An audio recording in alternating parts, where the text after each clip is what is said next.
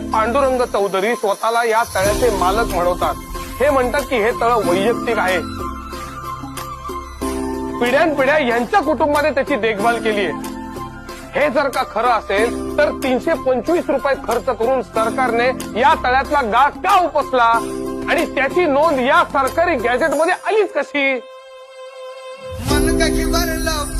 याचाच अर्थ असा की हे तळ खाजगी नसून सार्वजनिक आहे.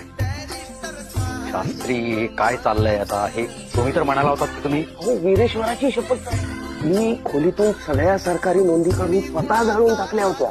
महाडच्या चौदार तळ्यात यापुढे अस्पृश्यांना कायदेशीर रीतीने पाणी पिण्यास व तळ्यातील पाणी वापरण्यास हक्क प्राप्त झालेला आहे असा निकाल कोर्ट जाहीर करत आहे.